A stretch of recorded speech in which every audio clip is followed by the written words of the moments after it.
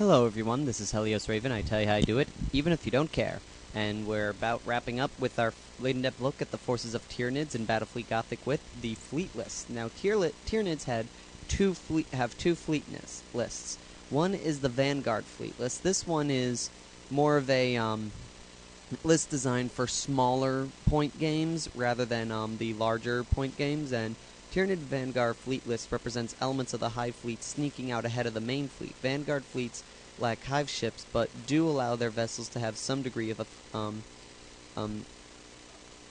autonomy. Vanguard fleets offer an alternative to the full Hive fleet list and make an ideal raiding force or a force for smaller games and campaigns.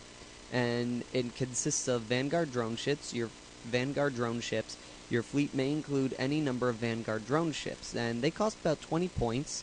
And their weapon upgrades are 5 points apiece, and which makes them really ideal. Again, the Vanguards are pretty nice ships, and the only other vessel you're allowed are Krakens, which, with good reason, the Kraken is 25 points. And he can get the pyro acid batteries for 15 points, the feeder tentacles for 5 points, the massive claws for 10 points, or the torpedoes for 15 points. And the Kraken is pretty much there because it's more of a nicer type of vessel, and it's more of an independent vessel other than the Stalker or the Tyranid escort drone, which is more of a vessel that holds close to the larger fleet vessels, because they use those mostly for their protection and such. And since the Krakens are more of an independent type of vessel, they complement the Vanguards very well. And Tyranids do not follow the normal squadron rules. When forming up a fleet, Vanguard drone ships and Kraken may be deployed in squadrons of 6 to 10 models. You may combine the two types in a single squadron if you wish. And when it comes to leadership, Vanguard fleets contain no Hive ships and instead are acting on a heightened form of instinct, moving ahead of the main fleet in order to scout out new worlds ripe for conquest. Escort ships in a Tyranid Vanguard fleet list each have a leadership value equal to the number of vessels remaining in the squadron, up to a max of 10. So, if you have a 12 model squad, 12 model squad, then they have a leadership of 10. If they get down to 8, they have a leadership of 8. And in terms of instinctive behavior, escort squadrons in a Tyranid Vanguard fleet may take a leadership test at the start of each turn in order to override their instinctive behavior, just as if they were in range of a Hive ship. Each squadron uses their own leadership for the test. If you can't use that of a nearby ship or squadron, and if failed, use instinctive behavior as normal. So this is really nice. In each squadron, you want to have at least one Vanguard. This way, the squadron can fire at any vessel it wishes, and the other squadrons can fire at those vessels as well, kind of overriding the must shoot at the closest vessel, and gets rid of that whole can't fire at ordnance rule for them, which is really nice. And then there's the normal Tyranid Hive fleet list. Now, the way this works is fleet commanders. The Tyranid player may opt to include a direct influence of the Hive Mind in lieu of having a fleet commander. These take the form of Hive Mind influence rerolls and Hive Mind imperatives. Hive Mind influence rerolls work in the same way as normal fleet commander rerolls. Hive Mind imperatives cause a command check or leadership test to be passed automatically. The decision to use the Hive Mind imperative must be taken before the dice are rolled. And the Hive Mind influence reroll is 30 points, and a maximum of one Hive Mind influence reroll can be purchased per Hive ship in the fleet. Hive Mind imperative is 40 points, and a maximum of one Hive Mind imperative can be purchased per two Hive ships in the fleet, though a single Hive Mind imperative may be purchased as long as the fleet contains at least one Hive ship. And in terms of Hive ships, the Hive ships have their own little point costs. The Hive ship allows a Tyranid player to purchase up to 6 to 12 escort ships and 0 to 2 capital ships. A Hive ship with a leadership of 8 is 200 points, and to increase its leadership to 9 is an additional 40 points. And then it must be armed with weapons chosen from the following list, and I'm not going to go over all the weapon point listings, but it makes the ship, it brings the ship's cost a little bit up there, but if you price it right, you can still make them fairly cheap, and which allowing you to have more than just one of them in your army.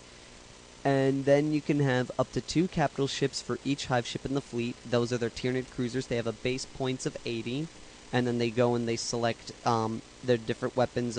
They must be armed with weapons chosen from the following lists, which we talked about with, their POW weapon, their thorax weapon, and their port and starboard. And then escorts. You may include between 6 to 12 escort class ships for each hive ship. If no hive ships are chosen, only Kraken and Vanguard drone ships may be included in your fleet. The Vanguard drone ships are 20 points, so they turn into a max of 25 points. Escort drones, or the Stalker drone ships, or again, the Vanguards are also known as the Prowler vessels on the website. The escort drone ships are 10 points, and they can go from 10 up to 15 points up to 20 points after purchasing a weapon for them.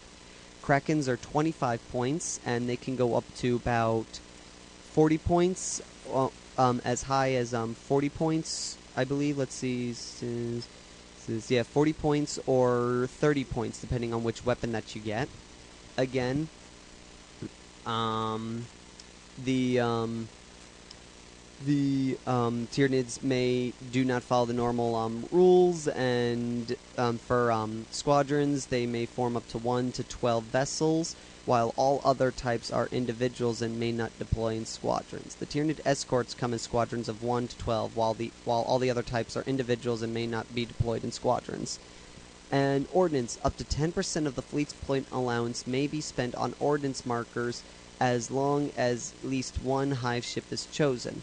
You can have a strength 4 boarding torpedo markers, 12 points each, assault boat markers, 8 points each, and fleet markers, 7 points each. Ordnance may be formed up into waves, which are treated as squadrons for the purposes of deployment in a campaign. Ordnance does not form a permanent part of the fleet and is used up in a battle.